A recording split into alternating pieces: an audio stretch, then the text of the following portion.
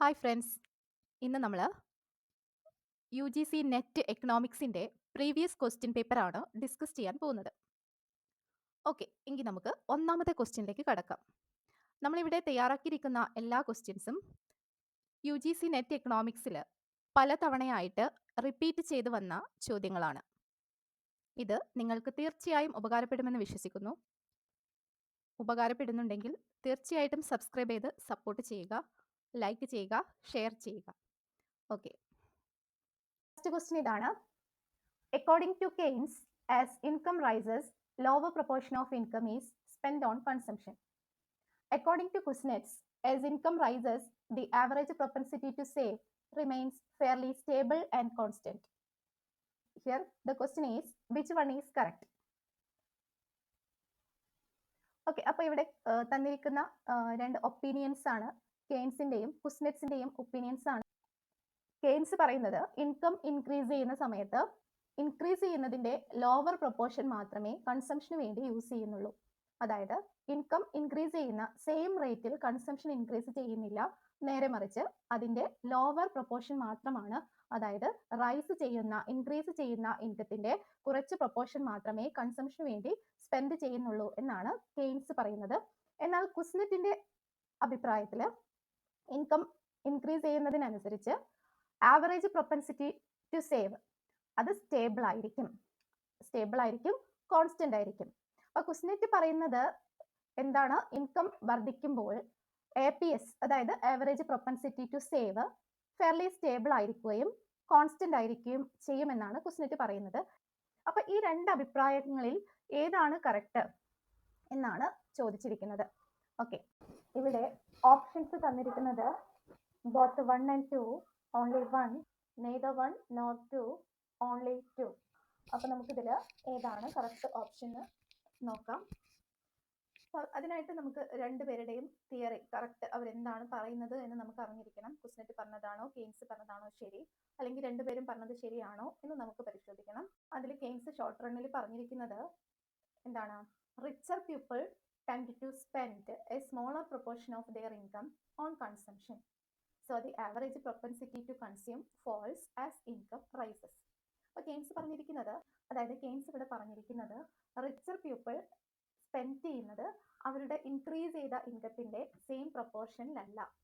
ആ ഇൻക്രീസ് ചെയ്യുന്ന ഇൻകത്തിന്റെ ഒരു സ്മോളർ പ്രൊപ്പോർഷൻ മാത്രമേ അവർ കൺസംഷന് വേണ്ടി മാറ്റിവെക്കാറുള്ളൂ എന്നാണ് കെയ്ൻസ് പറഞ്ഞിരിക്കുന്നത്.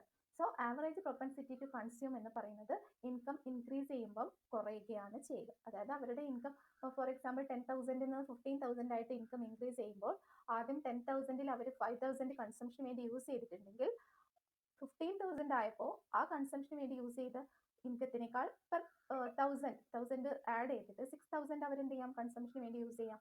അതായത് 10,000 ആയ സമയത്ത് 5,000ഉം 15,000 ആയപ്പോൾ 6,000ഉമാണ് അവരുടെ കൺസംഷൻ. സോ കൺസംഷന് വേണ്ടി നീക്കി വെച്ചിരിക്കുന്നത് അവരുടെ ഇൻക്രീസ് ചെയ്ത ഇൻകത്തിന്റെ ഒരു ചെറിയ പെർസെൻറ്റേജ് മാത്രമാണ്. അതായത് 50% ഇൻകം ഇൻക്രീസ് ചെയ്തിട്ടും ആ 15% തന്നെ കൺസംഷന് വേണ്ടി അവർ എന്ത് ചെയ്യില്ല? മാറ്റി വെക്കുന്നില്ല എന്നാണ് കെയ്ൻസ് പറയുന്നത്.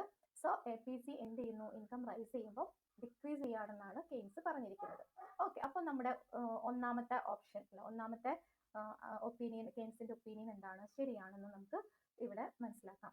ഇനി രണ്ടാമത് കുസ്നെറ്റിന്റെ അഭിപ്രായമായിരുന്നു. കുസ്നെറ്റിന്റെ അഭിപ്രായത്തിൽ കുസ്നെറ്റ് പറഞ്ഞത് ലോങ് റണ്ണില് ഇൻകം ഇൻക്രീസ് ചെയ്യുമ്പോൾ കൺസംഷനും അതുപോലെ സേവിങ്ങും, അതായത് ആവറേജ് പ്രൊപ്പൻസിറ്റി ടു കൺസംഷനും ആവറേജ് പ്രൊപ്പൻസിറ്റി ടു സേവും ഫെയർലി കോൺസ്റ്റന്റ് ആയിരിക്കും എന്നാണ് പറഞ്ഞിരിക്കുന്നത്. അതായത് ക്വസ്റ്റ്യനിൽ നമ്മൾ പറഞ്ഞത് APS കോൺസ്റ്റന്റ് ആണെന്നാണ്. APS കോൺസ്റ്റന്റ് ആവുന്ന സമയത്ത് APCയും എന്തുതന്നെയായിരിക്കും? ഫെയർലി കോൺസ്റ്റന്റ് ആയിരിക്കും. അതാണ് കുസ്നെറ്റ് പറഞ്ഞിരിക്കുന്നത്. അത് ശരിയാണോ എന്ന് നമുക്കൊന്ന് നോക്കാം. കുസ്നെറ്റ് സ്റ്റഡി ചെയ്തിരിക്കുന്നത് ലോങ് റൺ ഡാറ്റയെ കുറിച്ചാണ് സ്റ്റഡി ചെയ്തിരിക്കുന്നത്. അപ്പൊ അദ്ദേഹം പറഞ്ഞിരിക്കുന്നത് over decades as income grew the share of income spend on consumption stayed റഫ്ലി ദ സെയിം. അതായത് വർദ്ധിക്കുന്ന ഇൻകത്തിന്റെ ഷെയർ, കൺസംഷന് വേണ്ടി മാറ്റി വെക്കുന്ന ഷെയർ എന്ന് പറയുന്നത് സെയിം ആയിരിക്കും എന്നാണ് അദ്ദേഹം പറയുന്നത്. The average propensity to save എന്തായിരിക്കും? ഫെയർലി കോൺസ്റ്റന്റ് ആയിരിക്കും. ഇൻകം എത്ര തന്നെ ഇൻക്രീസ് ചെയ്താലും കൺസംഷന് വേണ്ടി മാറ്റി വെക്കുന്ന പാർട്ട് ഓഫ് ഇൻകം സെയിം തന്നെയായിരിക്കും. അപ്പം കൺസംഷന് വേണ്ടി സെയിം ആണ് മാറ്റി വെക്കുന്നത് എങ്കിൽ സേവിങ്ങിന് വേണ്ടിയും എന്തായിരിക്കും? സെയിം തന്നെയായിരിക്കും മാറ്റി വെക്കുന്നുണ്ടാവുക. This could be because in the long run, rising incomes are accompanied by changes like a higher aspiration, new consumption needs, and population growth, all of which keep the consumption ratio steady. അപ്പോൾ ഇവിടെ നമ്മൾ conclude ചെയ്യുകയാണെങ്കിൽ എങ്ങനെ പറയാം? Keynes പറയുന്നത് short term കൺസംഷനെ കുറിച്ചാണ്.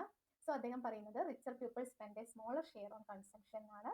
എന്നാൽ കുസ്നെറ്റ് long റണ്ണിനെ കുറിച്ചാണ് പറയുന്നത്. അപ്പം overall economies consumption share doesn't shrink much because life style and needs expand with income. അതായത് ലൈഫ് സ്റ്റൈലും നീഡ്സും ഇൻകം വർദ്ധിക്കുന്നതിനനുസരിച്ച് എക്സ്പാൻഡ് ചെയ്യുന്നത് കൊണ്ട് കൺസംഷൻ ഷെയർ എന്താവുന്നില്ല, ഷ്രിങ്ക് ആവുന്നില്ല എന്നാണ് കുസ്നെറ്റ് പറയുന്നത്. സോ കൺസംഷൻ എന്താണ്, കൺസംഷനും ഇൻകം ഇൻക്രീസ് ഇൻ ഇൻകം തമ്മിലുള്ള റേഷ്യോ എന്തായിരിക്കും, ഫെയർലി കോൺസ്റ്റന്റ് ആയിരിക്കും എന്നാണ് പറഞ്ഞത്. ഓക്കെ, അപ്പൊ നമുക്ക് ഇവിടെ രണ്ടുപേര് പറഞ്ഞ ഒപ്പീനിയൻസും കറക്റ്റ് ആണെന്ന് നമുക്ക് മനസ്സിലാക്കാൻ പറ്റും. സോ നമ്മുടെ കറക്റ്റ് ആയ ഓപ്ഷൻ എന്ന് പറയുന്നത് ഓപ്ഷൻ എ ആണ്. ക്വസ്റ്റ്യൻ എന്താണ്? If marginal propensity to consume is equal to average propensity to consume for all levels of income, the correct corresponding consumption function will be. അപ്പൊ ഇവിടെ 4 ഓപ്ഷൻസ് കൊടുത്തിട്ടുണ്ട്. ആ 4 ഓപ്ഷനിലും കൺസംഷൻ ഫംഗ്ഷൻ ആണ് കൊടുത്തിരിക്കുന്നത്. അപ്പൊ ഇതിൽ ഏത് കൺസംഷൻ ഫംഗ്ഷൻ ആണ് കറക്റ്റ് എന്നാണ് നമ്മളോട് ചോദിച്ചിരിക്കുന്നത്. അപ്പൊ കണ്ടീഷൻ ഇതാണ്, എം പി എസും എ പി എസും സെയിം ആയിരിക്കും ഓൾ ലെവൽസ് ഓഫ് ഇൻകം എന്ന് പറഞ്ഞാൽ ഇൻകം ഇൻക്രീസ് ചെയ്താലും ഡിക്രീസ് ചെയ്താലും എം പി എസും എ പി എസും കോൺസ്റ്റന്റ് ആകുന്ന കണ്ടീഷൻ ഏതാണ് എന്നാണ് ക്വസ്റ്റ്യൻ ചോദിച്ചിരിക്കുന്നത്. അപ്പൊ ഓപ്ഷൻസ് ഇതാണ്. Option A, C is equal to A plus B Y. Option B, C is equal to A plus B by Y. Option D, C is equal to BY. Option D, C is equal to BY square. Okay, അപ്പൊ നമുക്കിതിനെ എങ്ങനെ solve ചെയ്യാം എന്ന് നോക്കാം. Okay, അപ്പൊ answer എങ്ങനെ വരുന്നത് നമുക്ക് നോക്കാം. എം പി സിയും ആ പി സിയും ഈക്വൽ ആണെന്ന് വിചാരിക്കാം. അതായത് ഇൻകം ലെവൽ ഏതൊരു പൊസിഷനിലാണെങ്കിലും ഇൻക്രീസ് ആണെങ്കിലും ഡിക്രീസ് ആണെങ്കിലും A P C M P സിക്ക് ഈക്വൽ ആണ്. It means the consumption function must pass through the origin and strictly proportional to income. അപ്പോൾ ഇത് പറഞ്ഞാൽ എന്താണ്, കൺസംഷൻ ഫംഗ്ഷൻ്റെ ഗ്രാഫ് നമ്മൾ വരയ്ക്കുകയാണെങ്കിൽ ഒറിജിനിലൂടെ പാസ് ചെയ്ത് പോകും. അതായത് 45 ഡിഗ്രി ലൈനായിട്ടാണ് കൺസംഷൻ ഫംഗ്ഷൻ വരിക. കൺസംഷൻ എന്ന് പറഞ്ഞാൽ സ്ട്രിക്ട്ലി പ്രൊപ്പോർഷണൽ ടു ഇൻകം ആയിരിക്കും. ഇൻകത്തിൻ്റെ അതേ പ്രൊപ്പോർഷണലായിരിക്കും കൺസംഷനും ചേഞ്ച് ചെയ്യുന്നത്. സോ കൺസംഷൻ ഫംഗ്ഷൻ എന്ന് പറയുന്നത് ഒറിജിനിലൂടെ പോകുന്ന ഗ്രാഫ് ആയിരിക്കും. ഇവിടെ നമുക്കറിയാം എ പി സിയുടെ ഇക്വേഷൻ, എ പി സി കാണ്ടിക്കേഷൻ സി ബൈ വൈ ആണ്. കൺസംഷൻ ബൈ ഇൻകം ആണ്. എം പി സി എന്ന് പറഞ്ഞാൽ delta C by delta Y ആണ്. ഡെൽറ്റ സി എന്ന് പറഞ്ഞാൽ change in consumption, delta Y എന്ന് പറഞ്ഞാൽ ചേഞ്ച് ഇൻ ഇൻകം. അപ്പോൾ എ പി സിയും എം പി സിയും ഈക്വൽ ആണെന്ന് നമ്മളോട് പറഞ്ഞിട്ടുണ്ട്. So M P C is equal to A P C ആണെങ്കിൽ നമുക്ക് എങ്ങനെ എഴുതാം? C by Y is equal to delta C by delta Y. Okay, അപ്പോൾ അത് ഈക്വൽ ആണ്, രണ്ടും ഈക്വൽ ആണെങ്കിൽ നമുക്കതിനെ ഒരു കോൺസ്റ്റന്റ് കൊണ്ട് റെപ്രസെന്റ് ചെയ്യാം. That is equal to K എന്ന് നമുക്ക് എഴുതാൻ പറ്റും. ഓക്കെ, ദെൻ ഇനി എങ്ങനെയാണ് ഇക്വേഷൻ മാറുന്നത് നോക്കാം. നമുക്കറിയാം C by Y is equal to delta C by delta Y, that is equal to K. So C by Y is equal to K എന്ന് നമുക്ക് എഴുതാം. C by Y is equal to K എന്ന് എഴുതാം. So C is equal to K Y എന്ന് നമുക്ക് അതിനെ മാറ്റി എഴുതാം. C is equal to K Y. So the correct consumption function is നമ്മുടെ ഓപ്ഷനിൽ തന്നിരിക്കുന്നത്. ഇവിടെ കെക്ക് പകരം എന്താണ്? B is constant. C is equal to B Y എന്നാണ്. C is equal to B Y എന്ന കൺസംഷൻ ഫംഗ്ഷൻ ആണ് ഇവിടെ കറക്റ്റായിട്ട് സ്യൂട്ടബിൾ ആയിട്ട് വരുന്നത്. ഇവിടെ ബി എന്ന് പറയുന്നത് എന്താണ്? Greater then 0 and less than 1 ആയിരിക്കും. ബി എന്താണ്? Greater then 0 and less than 1 ആയിരിക്കും. ഓക്കെ, അപ്പോൾ ഇതിൻ്റെ ആൻസർ ആയിട്ട് വരുന്നത് നമ്മുടെ ഓപ്ഷൻ സി ആണ്.